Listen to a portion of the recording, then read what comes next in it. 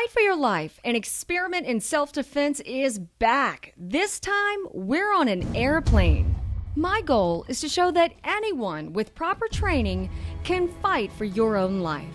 San Diego's well-known self-defense experts Mike and Ann Maholkanen take us on board a 727. Both instructors of the Israeli Army form of self-defense called Krav Maga. I've agreed to real-to-life simulated surprise attacks on the airplane. But first, this form of self-defense starts at the airport, curbside.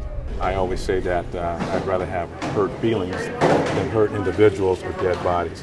FBI tells us look for and report suspicious behavior from the minute you get there. We can only do so much, and the American public, are the eyes and ears. One of the world's leading experts in analyzing human behavior, retired FBI Special Agent Jack Schaefer. Schaefer, specializing in counterintelligence and author of 2 books, has had 29 years of law enforcement.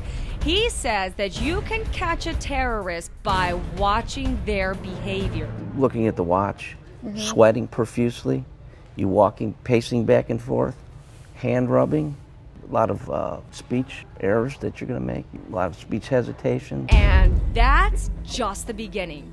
Schaefer says 99% of what he does is classified, but agreed to do this interview. There's something called purity of intent. For a terrorist, his or her intent can be deeply considered pure, so he's not going to be nervous about what he's doing. He will be worried about getting stopped before he completes his mission.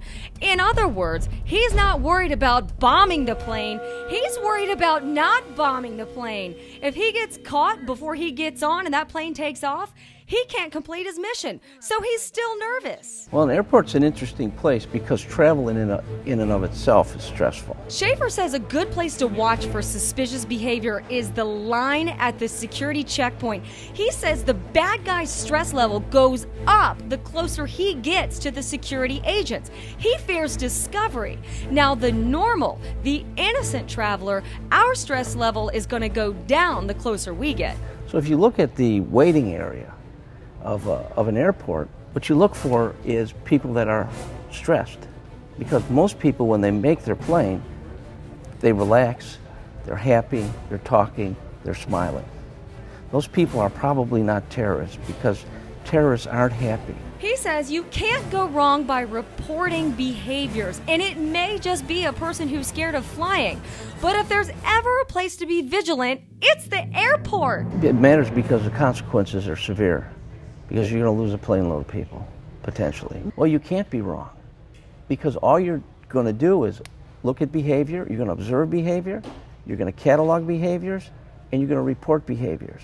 You can't ever be wrong. Nothing personal. Schaefer says that reporting information is actually very easy. All you have to do is walk up to an agent, walk up to a security person, say you see odd behavior in someone. He says you don't have to leave your name, you don't have to leave contact information, you can make your flight, you can go on your way. And once you're gone, when law enforcement takes over, he says within 1 or 2 questions, they are quickly going to know if they're dealing with a person who's possibly scared of flying, or they're dealing with a terrorist. People don't have to worry about being right or wrong. All they do is look at behaviors, catalog them, tell somebody, and then let them follow through to determine if there's a threat or not.